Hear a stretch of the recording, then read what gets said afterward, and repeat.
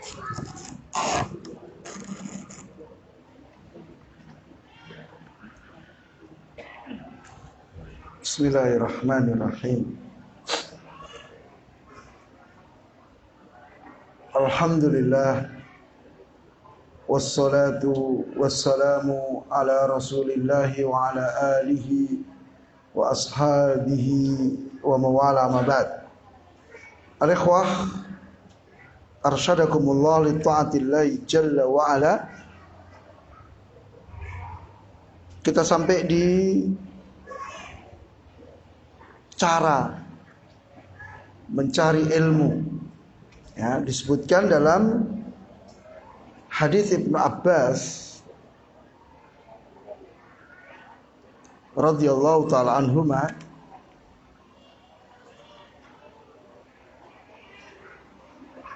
yang merupakan dalil ke-6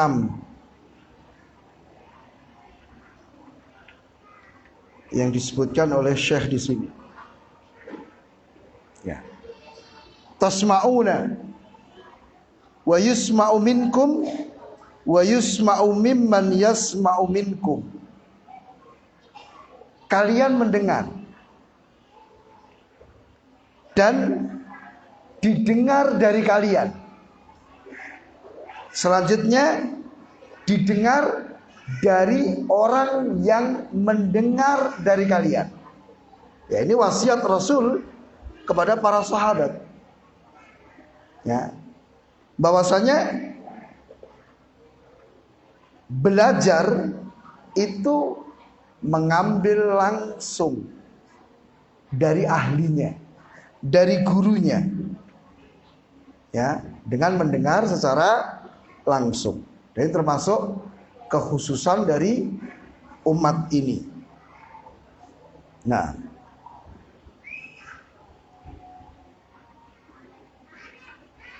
sekarang ini kan banyak kan orang itu belajar agama, gurunya Mbah Google. Dia nggak belajar langsung dari itu, tapi belajar lewat Google aja.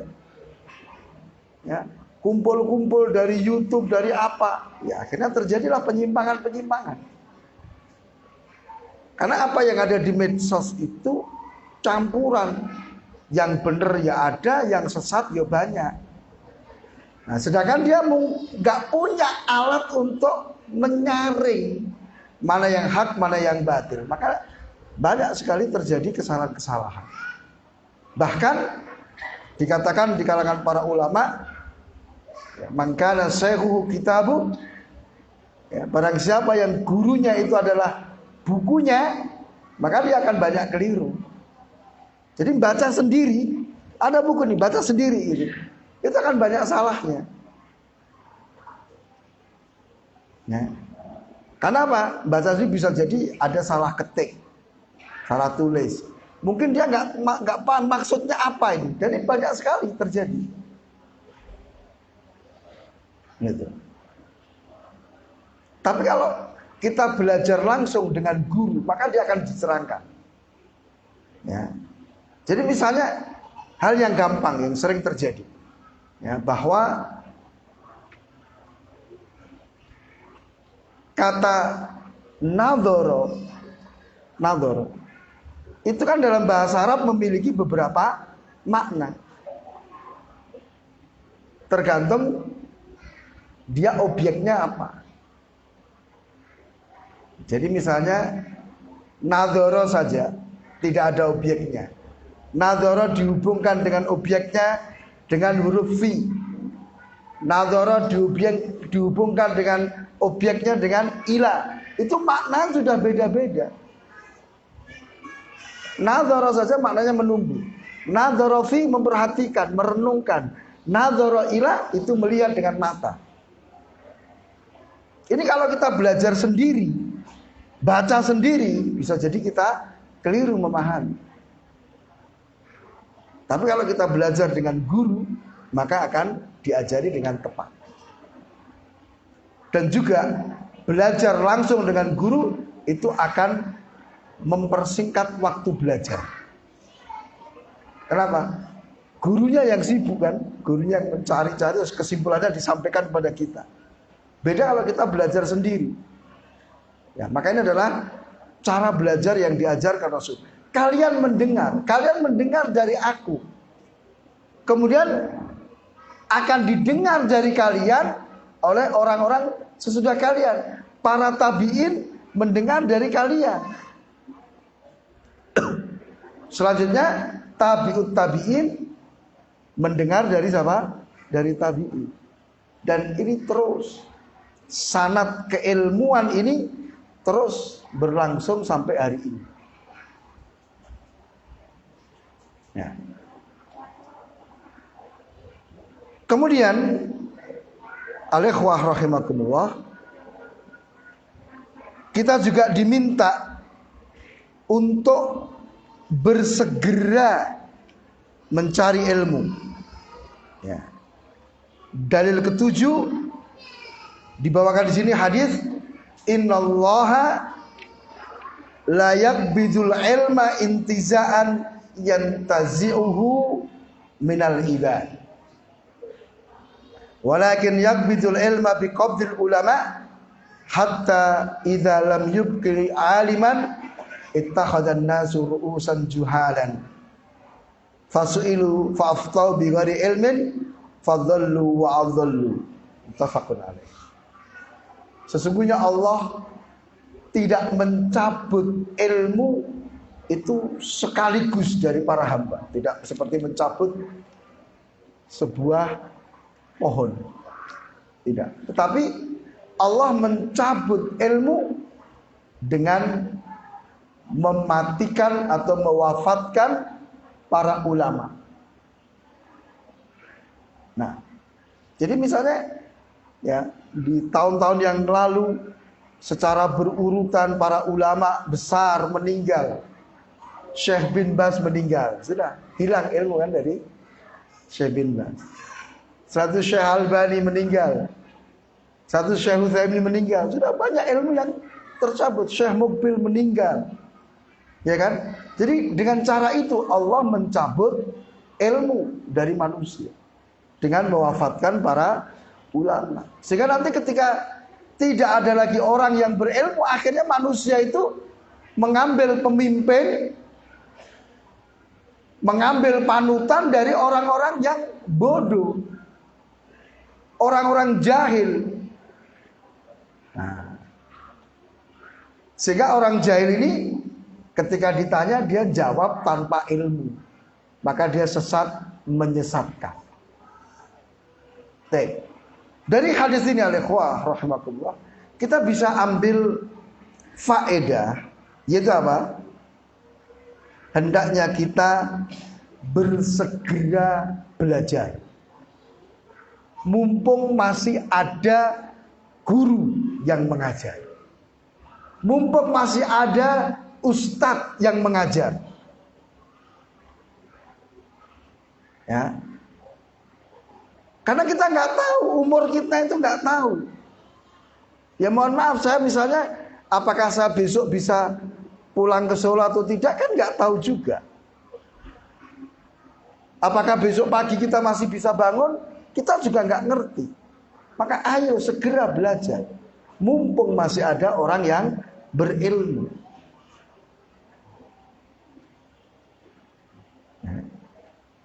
Dan perhatikan, banyak sekali manusia itu merugi.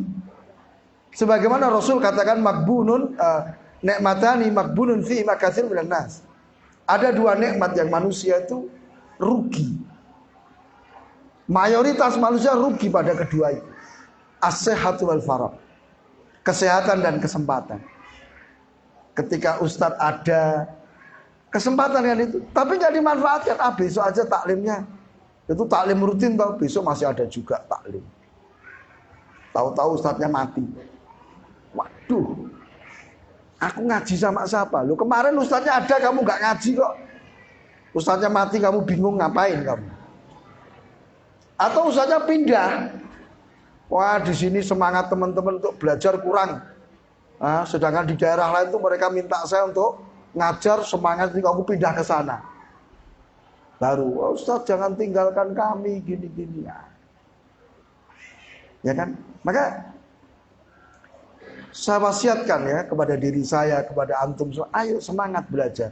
Mumpung masih dikasih kesempatan, mumpung sehat. Ya. Nanti kita dikasih sakit yang sedikit aja udah nggak bisa belajar loh. Sakit gigi gitu aja, bisa ngafal Quran. Nangis-nangis kita. Ya.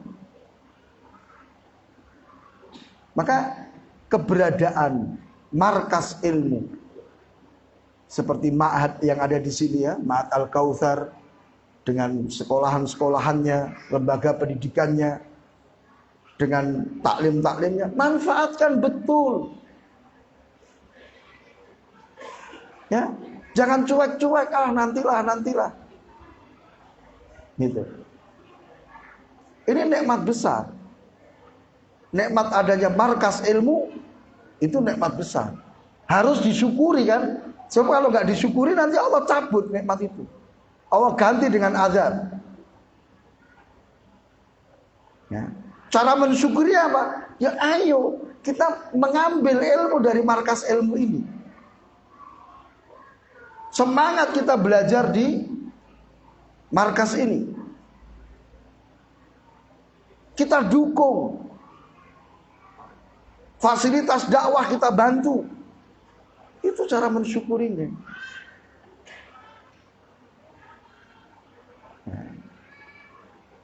Kemudian kita harus hati-hati dari pemimpin-pemimpin yang jahil. Pemimpin-pemimpin yang bodoh ini akan sesat dan menyesatkan manusia. Nah, kita harus hati-hati. Keberadaan orang yang berilmu di satu tempat itu akan membawa keberkahan bagi tempat itu. Cuman sayang banyak orang-orang itu karena tidak berilmu malah memusuhi orang berilmu. Ya, karena memang dakwah itu memisahkan manusia dari syahwatnya. Dakwah amar ma'ruf nahi munkar itu seperti orang tua yang menyapih anaknya dari air susu ibunya. Gitu. Anaknya kan protes tuh, Mas.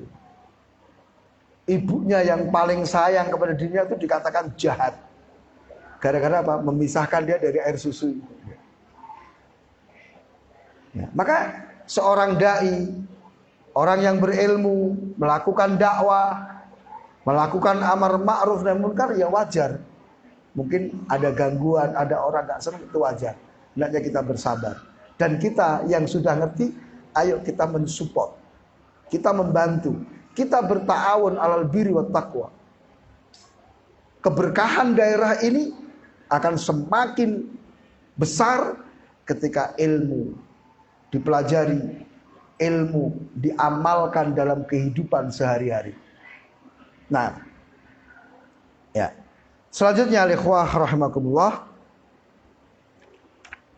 dalil ke-8 ya, yaitu ayat dari surat Ali Imran ya. Rasulullah SAW membaca huwallazi anzala alaikal kitaba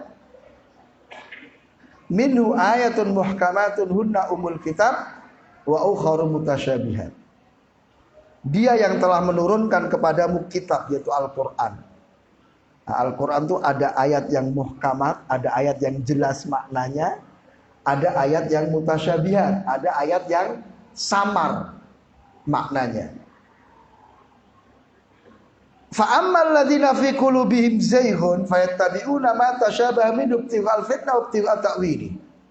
Orang-orang yang dalam hatinya ada kesesatan, dia akan mengikuti ayat-ayat yang mutasyabihat, ayat-ayat yang global, yang samar maknanya, agar bisa ditafsirkan sesuai hawa nafsunya.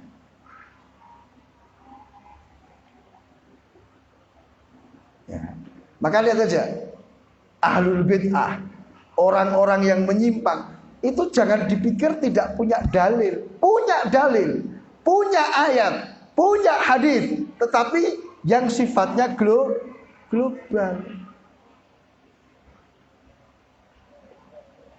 Nah, karena sifatnya global, maka dia akan ditafsiri, dipahami sesuai dengan hawa nafsunya. Ya. Jangan dipikir orang-orang wahdatul wujud yang meyakini Allah bersatu dengan dirinya tidak punya ayat. Punya ayat. Wa huwa ma'akum aina ma kuntum. Dia bersamamu dimanapun kamu berada. Ya. Padahal tidak seperti itu maksudnya.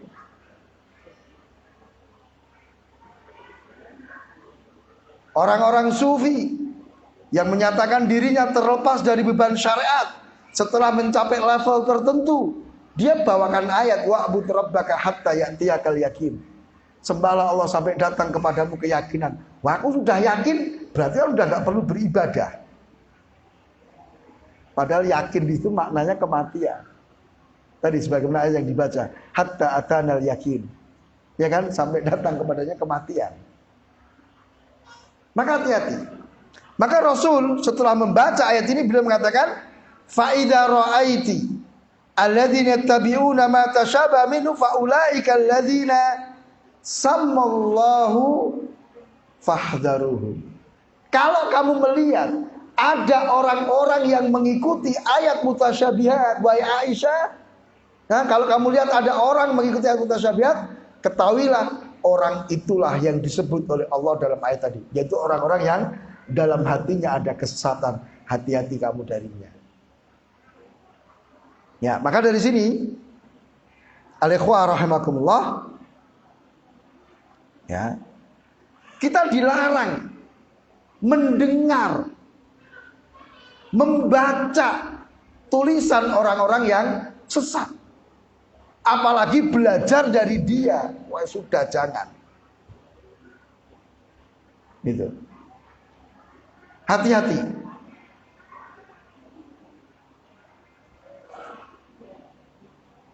Jadi jangan sampai kita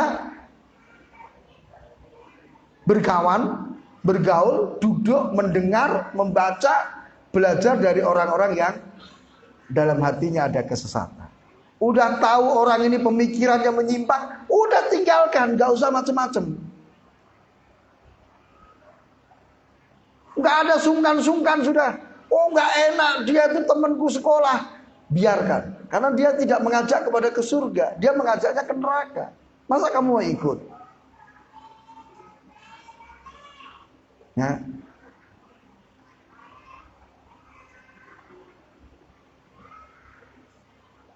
Sampai-sampai para ulama besar, Ayyub as-Sakhtiyani rahimahullah, datang seorang ahlul bidah kepadanya. Wahai Imam, aku ingin bicara kepadamu satu kalimat. Apa katanya? Setengah kalimat pun aku gak mau dengar. Anakku tutup telingamu. Waktu itu beliau bersama dengan anaknya. Bayangkan. Imam Ahmad didatangi seorang Mu'tazilah. Wahai Imam, aku ingin membacakan kepadamu ayat Al-Quran. Tidak bisa. Hadis ya Imam, tidak bisa. Kamu pergi atau saya yang pergi? Orang tua dia pergi. Maka murid-murid Imam Ahmad bertanya, wahai Imam, kenapa engkau nggak mau? Bukankah dia menawarkan untuk membaca Al-Quran? Bukankah dia ingin membacakan hadis Rasul SAW? Iya, betul. Cuman saya khawatir nanti dia akan menyelipkan di antara ayatul hadis kata-kata syubhat yang akhirnya nyantol dalam hatiku dan sulit untuk aku lepaskan. Dah. Jadi kalau udah jelas, oh ini orang pemahamannya menyimpang, sudah, jangan lihat videonya, jangan dengarkan YouTube-nya, udah buang. Masih banyak kok orang-orang yang ilmunya itu benar, ya kan? Kalau antum misalnya paham bahasa Arab, antum ikut misalnya apa? Itu grupnya Syekh Soleh Fauzan. Itu setiap hari antum akan dikirimi 2-3 video, potongan video beliau. Itu aja kadang kita kan nggak sempat dengarkan. Ngapain harus dengarkan yang lainnya yang sesat-sesat gitu? Ya.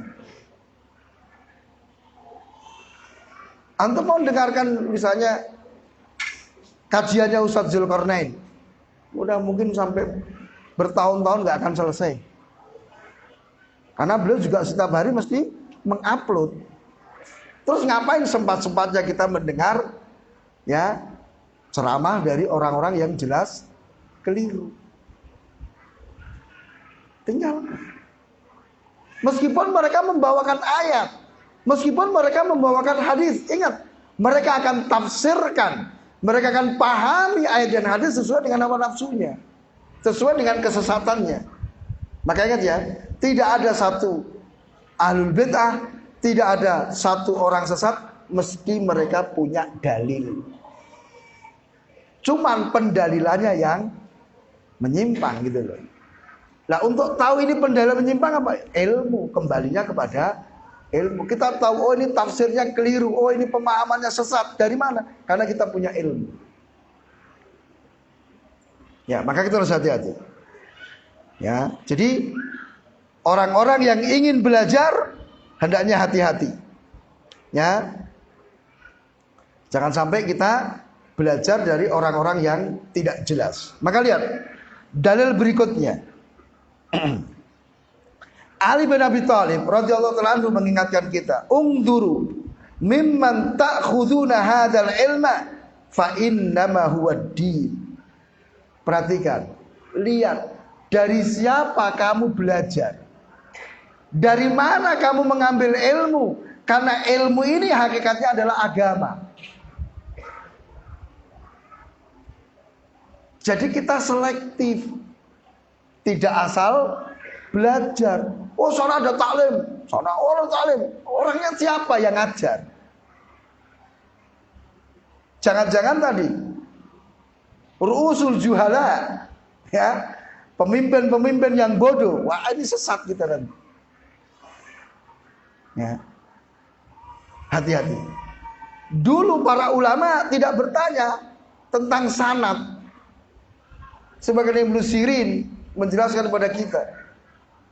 Tapi munculnya orang-orang sesat ini menjadikan para ulama menetapkan kaidah.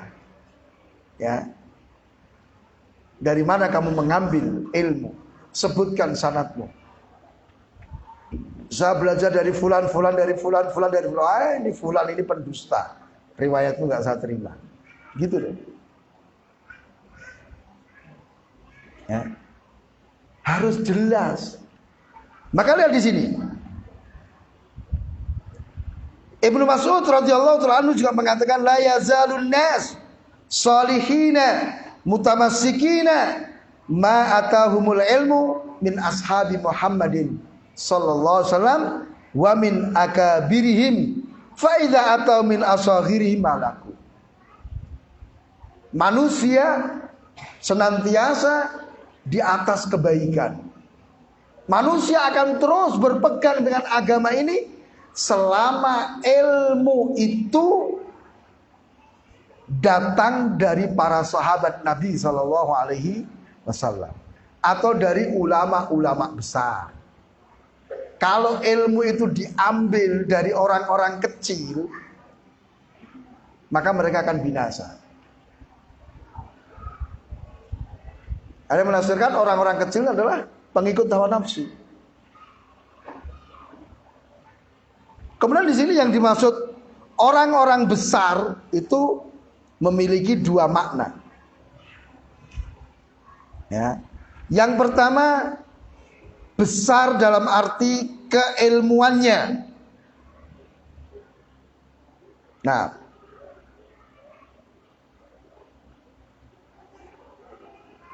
ya, besar keilmuannya. Jadi ilmunya banyak, ilmunya mumpuni. Yang kedua adalah apa?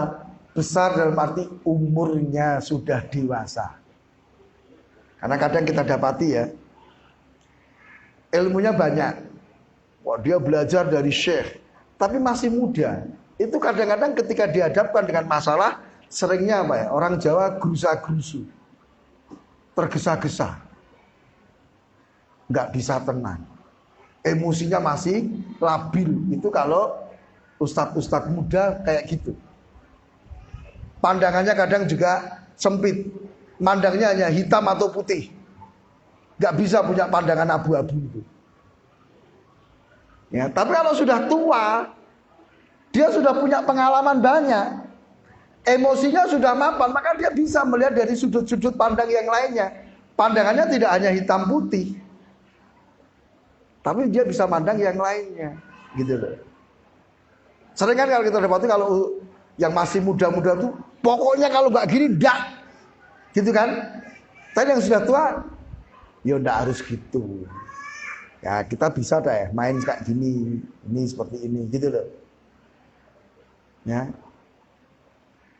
Jadi selama ilmu itu kita ambil dari orang-orang besar, dalam artian ilmunya mumpuni, usianya juga sudah dewasa, Masya Allah manusia akan baik. Maka coba perhatikan, ketika di berbagai daerah terjadi perselisihan, terjadi pertikaian, itu karena apa? Ya ini, biasanya anak-anak muda. Ya kan?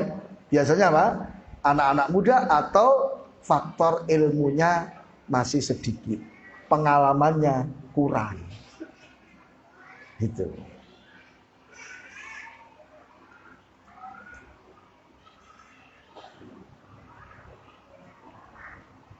Ya.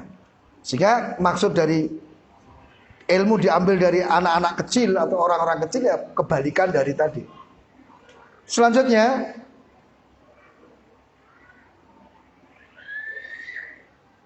Uqbah bin Amir radhiyallahu ta'ala anhu menyatakan, ta'allamul fara'idha qabla adh-dhanin. Belajarlah faraid. Artinya, pelajarilah ilmu-ilmu yang wajib sebelum datang adh-dhanin, orang-orang yang bicara agama dengan persangkaan-persangkaan. Mungkin bisa jadi barangkali gitu loh.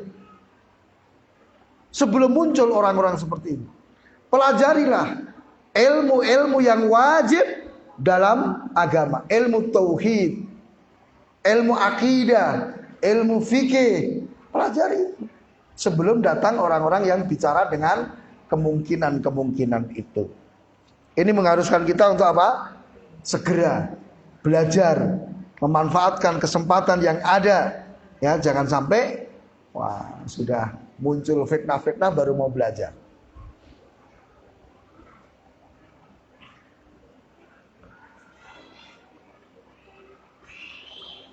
Kemudian yang berikutnya, Abdurrahman ibnu Yazid ibnu Jabir radhiyallahu anhu menyatakan, la yu'khadul ilmu illa aman syuhida lahu bit talabi. Tidaklah diambil ilmu kecuali dari orang yang dipersaksikan dia pernah belajar. Artinya di sini dalam memilih guru, kita harus jelas guru kita ini siapa. Maka sering ya kita dapati biografi para ulama itu menyebutkan apa? Guru-gurunya. Dia belajar sama siapa saja. Persaksian dari orang lain, oh ya, saya dulu pernah menjadi teman dia waktu belajar. Oh, saya dulu pernah gitu loh. Jadi kita tidak boleh mengambil ilmu kecuali dari orang yang dipersaksikan oleh orang lain bahwa dia pernah belajar agama. Makanya kalau di pendidikan umum itu biasanya apa? Ijazahmu mana? Ya kan? Kamu ngaku sarjana, ijazahmu mana? Itu untuk bukti bahwa dia memang betul-betul pernah kuliah gitu loh. Maka banyak sekali di biografi ulama itu mesti seperti itu. Persaksian-persaksian dari ulama yang lainnya. Kemudian juga Imam Malik rahimahullah menyatakan, kana rajul yahtalifu ila rajuli salatina sanatan yata'allamu minhu. Dulu ada orang bolak-balik ke orang lain selama 30 tahun belajar. Luar biasa ya. Jadi bukan sekedar dipersaksikan, oh orang ini pernah belajar, tapi belajar dalam waktu yang lama. Jadi ini diantara hal yang harus diperhatikan ketika kita memilih guru untuk belajar. dia tuh belajarnya lama atau enggak. Oh dia pernah mondok berapa? Setahun. Ya jangan. Ya kan? Belajarnya yang lama. Lihat Salaf mengatakan apa? 30 tahun. Itu matang betul ilmunya. Belajar 30 tahun. Dan kita lihat para ulama itu ketika mereka bermulazamah dengan ulama besar ya 10 tahun, 15 tahun kan begitu. Ya. Nah kalau misalnya hanya berapa? Setahun, 2 tahun ya belum lah. Meskipun dipersaksikan, oh dia pernah mondok di sana, dia pernah belajar sama Ustadz Fulan, tapi itu belum lengkap. Gitu. Maka alaikum warahmatullah, ini adalah hal yang sangat penting diperhatikan. Karena sering ya kita dapati orang datang, kita sudah punya apa namanya, sudah punya majelis taklim yang bagus, pendidikan yang bagus, kemudian tiba-tiba datang orang asing, bicara gini-gini terus kita ikuti itu kan berarti kita ini nggak mantap kaidah kita. Makanya kita tanya, si orang ini siapa? Belajar di mana? Kok dia ngomong gini-gini tuh dari mana dia? Gitu loh mestinya, tanyakan dulu. Jangan asal ikut gitu loh. Ya. Masa lebih percaya sama orang asing daripada ustadznya yang sudah lama membimbing dia? Aneh kan? Gitu. Dia punya maksud apa bicara seperti itu? Memang nanti ada kan perusak dakwah, perusak lembaga pendidikan itu banyak Pak. Itu di berbagai tempat. Maka ayo kita yang sudah mapan ini harus hati-hati. Dengan apa yang kita baca tadi insya Allah ada gambaran kan. Bagaimana kita harus belajar, kepada siapa kita harus belajar dan seterusnya. Maka kita simpulkan oleh ikhwah rahimakumullah apa yang kita bahas pada malam hari ini. Yang pertama tentang keutamaan ilmu. Sudah banyak tadi kita bicara tentang keutamaan ilmu. Juga keutamaan orang yang berilmu. Ya. Di antara keutamaan ilmu itu apa? Mengarahkan kita kepada al-haq. Kita bisa menilai kebenaran dari kebatilan. Nah, kemudian ilmu itu diambil dengan talaki, mendengar secara langsung. Ya meskipun mungkin tidak di hadapannya. Sekarang ini teknologi luar biasa. Kita bisa ikut taklim jarak jauh lewat apa? Aplikasi Zoom atau yang lainnya. Itu langsung juga. Atau lewat telepon dan yang lainnya. Kemudian dicabutnya ilmu dengan dimatikan para ulama. Ya. Kemudian hati-hati dari orang-orang bodoh. Tokoh-tokoh yang bodoh. Hati-hati dari orang yang mengikuti mutasyabihat dari Al-Qur'an. Nah, kemudian perhatikan di sini. Di kalangan manusia itu ada orang yang berilmu yang pantas diambil ilmunya. Tapi ada juga orang yang tidak layak untuk diambil ilmunya. Maka kita harus hati-hati. Ya. Kemudian kita harus hati-hati. Kita harus waspada dalam menyelamatkan diri kita terkait dengan pengambilan ilmu. Supaya tidak sembarangan kita mengambil ilmu. Nah, mudah-mudahan apa yang kita bicarakan pada malam hari ini mendapatkan keberkahan, membawa manfaat bagi kita semua. Wal ilmu indallah wa sallallahu ala nabiyyina Muhammad wa ala alihi wa sahbihi wasallam. Baik.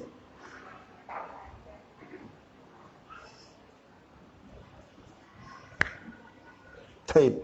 Bagaimana cara membedakan ulama atau ustadz yang bisa diambil ilmu darinya dengan ulama su yang tidak boleh diambil ilmunya? Karena semua mengaku ahli sunnah. Iya. Jadi mereka ahlul batin itu mesti ngaku ahli sunnah supaya laku. Kalau terang-terang aku Jahmiyah, aku bermadzhab Mu'tazilah, ya nggak ada orang yang mau kan. Semua ngaku ahli sunnah. Maka kita harus hati-hati. Nah, cara bedakannya bagaimana? Ya kita harus berilmu. Kita harus ngerti ciri-ciri ulama yang sebenarnya dan ciri-ciri ulama yang jahat tadi. Harus ngerti ciri-cirinya.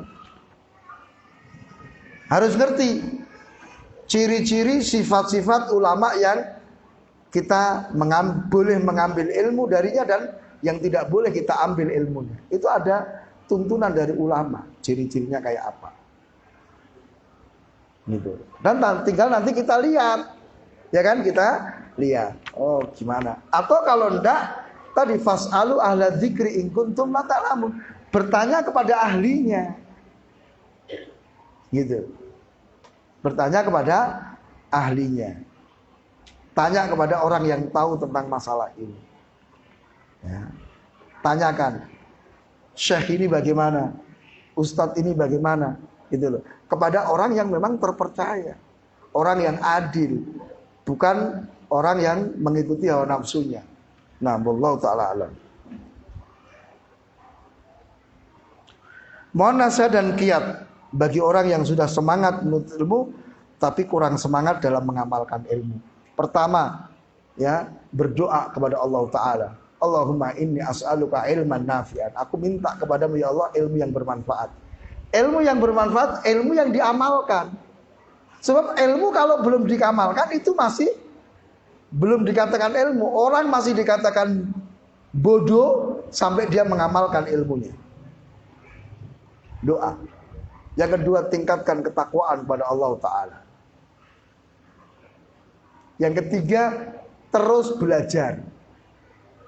Jangan nanti kena bisikan syaitan. Oh, kamu itu terlalu banyak ilmu gak diamalkan, dosamu makin banyak nanti. Kita katakan, loh, kita belajar saja. Ya kan? Kita belajar aja belum bisa ngamalkan ilmunya, apalagi berhenti belajar. Bukankah di taklim itu kita mendapatkan semangat? Bukankah di taklim kita mendapatkan nasihat, mendapatkan motivasi untuk beramal? Sudah dapat itu saja kita belum mengamalkan, apalagi berhenti. Wah, aku mau ngamalkan ilmu-ilmuku dulu. Masih banyak yang belum saya amalkan, nanti malah tambah dosa saya nanti kalau makin sering taklim. Itu bisikan syaitan itu. Yang berikutnya, bergaul dengan orang-orang soleh. Bergaul dengan orang-orang yang mengamalkan ilmunya. Itu mesti kita akan ikut. Coba misalnya kita ini mungkin berat, jarang mengerjakan sholat rawatib. Tapi kalau kita pas bareng dengan orang-orang yang mengerjakan rawatib, kira-kira ikut enggak? Nah, itu jadi mengamalkan ilmu. Ya. Jauhi maksiat. Itu penting juga. Karena maksiat itu yang melemahkan hati. Nah, itu diantara perkara yang bisa membantu kita untuk semangat. Jangan lupa baca biografi para ulama. Baca biografi para orang-orang soleh. Itu juga akan memacu semangat kita untuk beramal. Nah, wallahu ta'ala a'lam. Baik, naktafi Ustaz. Baik, ayyabat fikum al-ikhwah rahimakumullah. Demikian yang bisa kita sampaikan, mudah-mudahan bermanfaat dan mudah-mudahan Allah memberikan kepada kita ilmu yang bermanfaat. Dan kalau ada kesalahan, kekurangan, saya mohon maaf atas kesalahan-kesalahan ini. Dan kita akhiri dengan doa kafaratul majlis. Subhanakallahumma wa bihamdika asyhadu an la ilaha illa anta astaghfiruka wa atubu ilaik. Wassalamualaikum warahmatullahi wabarakatuh.